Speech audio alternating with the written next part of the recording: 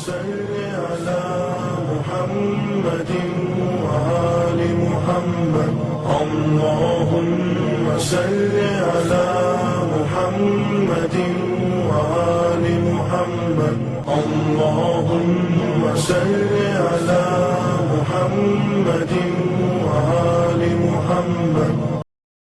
அஸ்ஸலாமு அலைக்கும் வரஹ்மத்துல்லாஹி வபரகாத்துஹு. அல்ஹம்துலில்லாஹ் வஸ்ஸலாத்து வஸ்ஸலாம் அலா ரசூலில்லாஹி அம்மா பஅத். கணியத்திற்குரிய எல்லாம் அல்ல அல்லாஹ்வின் நல்லடியார்களே, பாசத்திற்குரிய இஸ்லாமிய பெரியோர்களே, தாய்மார்களே, சகோதர சமுதாயத்தை சார்ந்த அருமையான சகோதர சகோதரிகளே, அல்லாஹுடைய மாபெரும் கிருபையினால் அமானிதம் சம்பந்தமான செய்திகளை அல் குர்ஆன் அல் ஹதீஸின் அடிப்படையிலே தொடர்ந்து நாம் பார்த்து வருகின்றோம். உயிருள்ளவர்களுக்கு அமானிதமாக நிறைவேற்றுவதற்கு கடமைப்பட்டிருப்பதை போன்று உயிருள்ளவர்கள் இறந்தவர்களுக்கும் சில அமானிதங்களை செய்வதற்கு கடமைப்பட்டிருக்கிறார்கள் என்பதை நாம் பார்த்து வருகின்றோம். அந்த வரிசையிலே இறந்து போனவர்களுக்கு உயிருள்ளவர்கள் செய்யக்கூடிய அமானிதம் என்ன? அவர்களை குளிப்பாட்ட வேண்டும், கஃனாடை பொதிய வேண்டும், சுமந்து செல்ல வேண்டும் என்பதை நாம் பார்த்து வருகின்றோம்.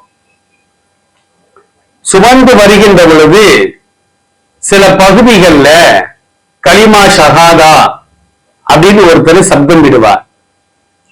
உடனே எல்லோரும் அஷஹது அல்லா இலாஹ இல்லல்லாஹ் வ அஷஹது அன்ன முஹம்மதன் அப்துஹு வ ரசூலுஹு என்று சொல்வார்கள். இன்னும் சில பகுதிகள்ல ஜனாசாவை சுமந்து வரும் பொழுது அரபி கீதங்கள் எல்லாம் படிப்பார்கள். இன்னும் பல திக்ருகளை சொல்வார்கள். நாரே தக்பீர் அல்லாஹ் அக்பர் என்றும் சொல்வார்கள். சில இடங்கள்ல வெடி வெடிக்கிறார்கள். மேலதாளங்களோடு அந்த ஜனாசாவை அழைத்து வரக்கூடிய ஒரு காட்சியினை பார்த்து வருகின்றோம். முஸ்லிம்களிலும் இது மாதிரி செய்யக்கூடிய ஒரு செயலை நாம் பார்க்கின்றோம். இதற்கெல்லாம் மார்க்கத்தில் கொஞ்சம் கூட அனுமதி இல்லை என்பதை நாம் தெரிந்து வைத்துக் கொள்ள வேண்டும். கலிமா ஷஹாதா என்று சொல்வதோ, பைத்துகள் படிப்பதோ, வெடி வெடிப்பதோ, மேலதாளங்களை இசைப்பதோ மார்க்கத்தில் அனுமதி இல்லை என்பதை நாம் ஆரம்பமாக புரிந்து வைத்துக் கொள்ள வேண்டும். ஜனாசாவை சுமந்து வரும் பொழுது அதற்கு பின்னால் வரக்கூடியவர்கள் என்ன செய்ய வேண்டும் அப்படின்னா, ஜனாசா செய்த நல்லறங்களை மட்டும் அவர்கள் பேசிக்கொண்டே வர வேண்டும். இவர் 5 நேரம் தொழுதார், ஏழைகளுக்கு தான தர்மம் செய்தார், ஹஜ்ஜி செய்திருக்கிறார், உறவினர்களோடு ஒட்டி வாழ்ந்தார், அண்டை வீட்டாருக்கு இவர் தொல்லை தரவில்லை. அந்த ஜனாசாவுடைய நல்லறங்களை தான் அவர்கள் பேசிக்கொண்டே வர வேண்டுமே தவிர குறிப்பிட்ட திக்ருகளையோ, குறிப்பிட்ட கலிமாக்களையோ, குறிப்பிட்ட பைத்துகளையோ படிப்பதற்கு மார்க்கத்தில் அனுமதி இல்லை என்பதை நாம் விளங்கி வைத்துக் கொள்ள வேண்டும். நபிகள் நாயகம் ஸல்லல்லாஹு அலைஹி வஸல்லம் கூறுவதாக அப்துல்லாஹ் இப்னு உமர் ரலியல்லாஹு அன்ஹுமா அறிவிக்கக்கூடிய செய்தி அபூதாவுத் என்ற நூல்ல 4902வது செய்தியாக பதிவு செய்யப்படுகிறது. இதை ஒவ்வொரு உயிர் உள்ளவர்களும் பேண வேண்டும். ஜனாசாவை சுமந்து செல்லும் பொழுது பின்னால் வரக்கூடியவர்கள் ஜனாசா செய்த நல்லறங்களை பற்றி மட்டும் நாம் பேச வேண்டும். 999 பாவங்களை செய்திருப்பார், ஒரே ஒரு நன்மையை செய்திருப்பார். அந்த ஒரு நன்மையைத்தான் நாம் பேச வேண்டும். அவர் செய்த தீமைகளையோ பாவங்களையோ நாம் பேசுவது கூடாது. இன்னும் சில பேர் 999 நன்மைகளை செய்திருப்பார்கள், தெரியாம ஒரு பாவத்தை செஞ்சிருப்பார். ஆனா ஜனாசாவை பின்தொடர்ந்து வரக்கூடியவர்கள் அந்த 999 நன்மைகளை உற்றுவாங்க. அவர் செஞ்ச ஒரே ஒரு பாவத்தை மட்டும் அவன் அந்த பாவத்தை செஞ்சுட்டான், இந்த பாவத்தை செஞ்சுட்டான் அப்படின்னு என்ன செய்வாங்கன்னா, அவர் செய்த ஒரே ஒரு தீமையை மட்டும் வெளிப்படையாக பேசி வரக்கூடிய ஒரு அவலமான சூழல் இன்றைக்கு பரவலாக காணப்படுகிறது. நபி ஸல்லல்லாஹு அலைஹி வஸல்லம் என்ன சொன்னார்கள்? உதுக்குரு மஹாசீன மௌத்தாக்கும், உங்களில் இறந்தவர்கள் செய்த நல்லறங்களை மட்டும் நீங்கள் நினைவு கூறுங்கள். வகுஃபு அன் மசாபீஹிம், அவர்கள் செய்த பாவங்களை பற்றி பேசாதீர்கள். அபூதாவுதுல, திருமதியில இந்த செய்தி பதிவு செய்யப்படுகிறது. அப்ப எவ்வாறு உயிருள்ளவர்களை பற்றி புறம் பேசுவதும் அவதூறு சுமத்துவதும் மார்க்கம் பெரும் குற்றமாக அது ஆக்கி இருக்கிறதோ, தடை செய்திருக்கிறதோ, அவ்வாறு இறந்தவர்களை பற்றியும் புறம் பேசுவதையும் அவர்கள் மீது அவதூறு சுமத்துவதையும் மார்க்கம் தடை செய்கிறது. உயிருள்ளவர் கூட தட்டி கேட்டு விடலாம், என்னை பற்றி புறம் பேசுவீங்களாமே, என் மேல அவதூறு சுமத்துனீங்களாமே அப்படின்னு அவர் தட்டி கேட்கலாம். ஆனால் இறந்தவர் என்ன செய்ய முடியும்? எனவே உயிருள்ளவர்கள் மீது அவதூறு சுமத்துவது எவ்வளவு பெரிய குற்றமோ அதே குற்றம்தான் இறந்தவர்கள் மீது அவதூறு சுமத்துவதும் என்பதை மார்க்கம் நமக்கு தெளிவாக சொல்லி காட்டுகின்றது. அப்ப இறந்தவர்களை சுமந்து செல்கின்ற நேரத்துல நாம என்ன அமானிதத்தை கடைபிடிக்க வேண்டும்? அவர் செய்த நல்லறங்களை மட்டும் பேச வேண்டும். கலிமாவை மட்டும்தான் சொல்லி இருக்கிறார். அவர் வாழ்க்கையில தொழுகையோ, நோம்போ, ஜக்காத்தோ, சதக்காவோ எதுவுமே இல்லைன்னு வச்சுக்கிடுவோம். அவர் கலிமா சொன்னவருங்க. மன் கால லா இலாஹ இல்லல்லாஹ் தஹலல் ஜன்னா, ரசூலுல்லாஹ் சொன்னாங்க. அப்படின்னு நம்ம என்ன செய்யணும்? இவர் கலிமாவை சொல்லி இருக்கிறாரு, சொர்க்கத்திற்கு செல்வார்.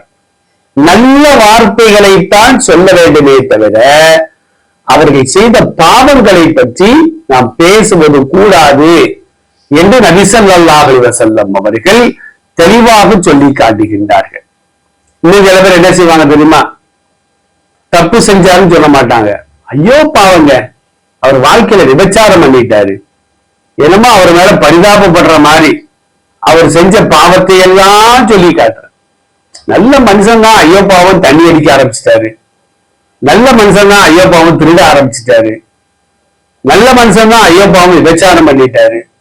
அவங்க மேல வருத்தப்படுற மாதிரி வருத்தப்பட்டு அவர்கள் செய்த பாவங்களை எல்லாம் சொல்லி காட்டக்கூடிய ஒரு அவலமான சூழல் இன்னைக்கு சமுதாயத்திலே பரவலாகவே காணப்படுகிறது. நபி ஸல்லல்லாஹு அலைஹி வஸல்லம் அவர்கள் என்ன செய்வாங்க அப்படின்னா, ஜனாசாவை பின்தொடர்ந்து செல்லும் பொழுது அந்த ஜனாசா செய்த நல்லறங்களை மட்டும்தான் அவர்கள் பேசுவார்கள். அனஸ் இப்னு மாலிக் ரலியல்லாஹு அன்ஹு அறிவிக்கக்கூடிய செய்தி அஹ்மது என்ற நூல்ல 12938வது செய்தியாக பதிவு செய்யப்படுகிறது. அனஸ் இப்னு மாலிக் ரலியல்லாஹு அன்ஹு அறிவிக்கிறார்கள், நபி ஸல்லல்லாஹு அலைஹி வஸல்லம் அவர்களும் சஹாபாக்களும் என்ன செய்யறாங்கன்னா, ஒரு ஜனாசாவை பின்தொடர்ந்து செல்கிறார்கள். ஜனாசாவை இத்திபாஉல் ஜனாயிஸ், ஜனாசாக்களை பின்தொடர்ந்து செல்லுதல் அப்படின்னு தான் ஹதீஸ்கள்ல வருது. ஜனாசா முன்னால போகணும், மற்றவங்க எல்லாம் பின்னால வரணும். ஜனாசாவுக்கு முன்னால செல்வது கூடாது. சில ஊர்கள் என்ன செய்யறாங்கன்னா, முன்னால ஒரு 500 பேரு, பின்னால ஒரு 500 பேரு, ஜனாசா நடுவுல வரும். என்னமோ அரசியல் தலைவர்களை அழைச்சிட்டு வர்ற மாதிரி. அப்பெல்லாம் கூட யாராக இருந்தாலும் ஜனாசாவிற்கு பின்னால் தான் வர வேண்டும். நீங்க சமுதாயத்துல ஒரு பெரிய சாபக்கேடு என்ன தெரியுமா?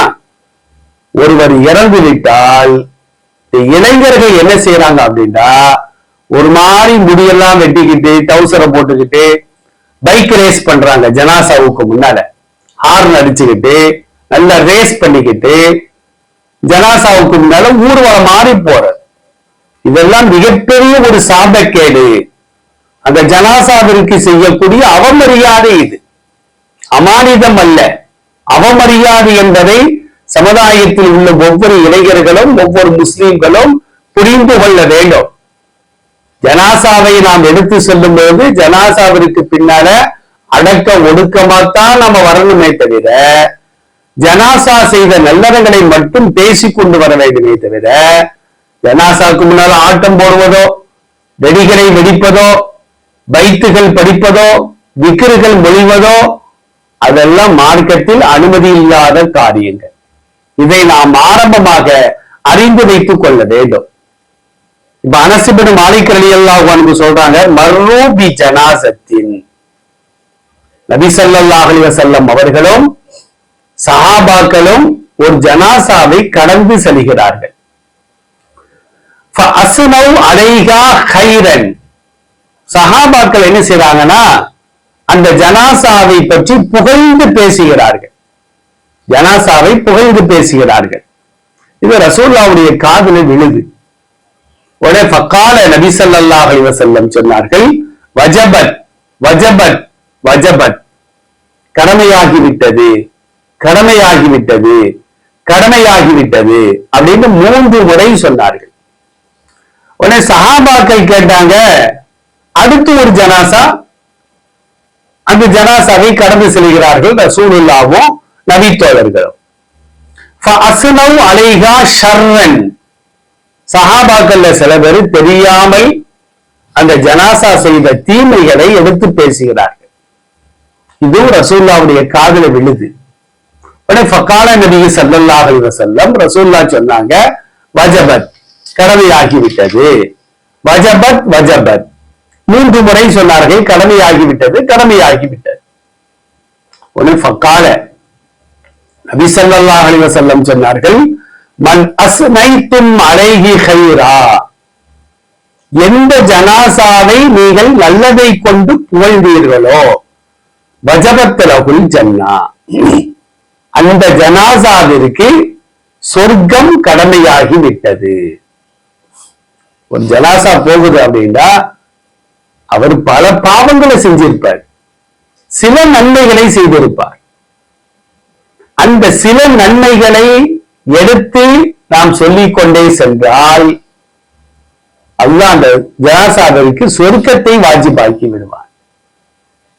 ஆனால் அந்த ஜனாசா செய்த ஒரே ஒரு தீமையை பின்னால் செல்லக்கூடியவர்கள் பேசிக்கொண்டே சென்றால் பாவம், அந்த ஜனாசா பல நன்மைகளை சம்பாதித்தும் கூட நரகத்திற்கு செல்ல வேண்டிய சூழல் ஏற்பட்டுவிடும்.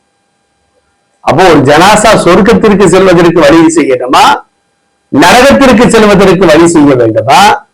நாம் தான் அதை யோசிக்க வேண்டும். நபி ஸல்லல்லாஹு அலைஹி வஸல்லம் சொன்னார்கள், வமன் அஸ்னைத்தும் அலைஹி ஷர்ரன், எந்த ஜனாசாவுடைய தீங்குகளை எடுத்து நீங்கள் பேசினீர்களோ வஜபத் லஹுன் நார், அந்த ஜனாசாவிற்கு நரகம் வாஜிபாகிவிட்டது. அந்த ஜனாசா நல்லது செய்ததற்கும் தீயது செய்ததற்கும் நீங்கள் தான் இந்த பூமியிலே சாட்சியாக இருக்கின்றீர்கள். நீங்க தான் சொல்றீங்க, அவர் நல்லது செஞ்சாரு நல்லது செஞ்சாரு, இவர் கெட்டது செஞ்சாரு கெட்டது செஞ்சாரு அப்படின்னு நீங்க தான் சாட்சி சொல்றீங்க.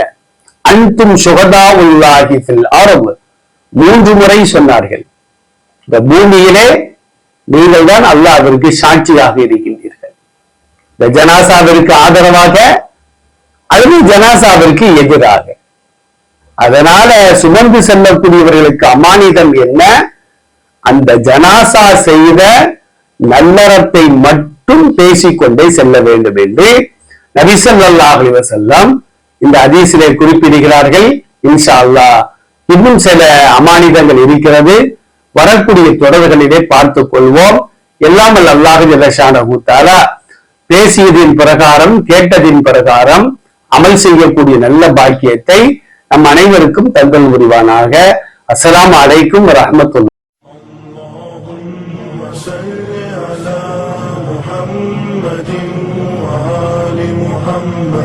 اللهم صل على محمد وآل محمد. اللهم صل على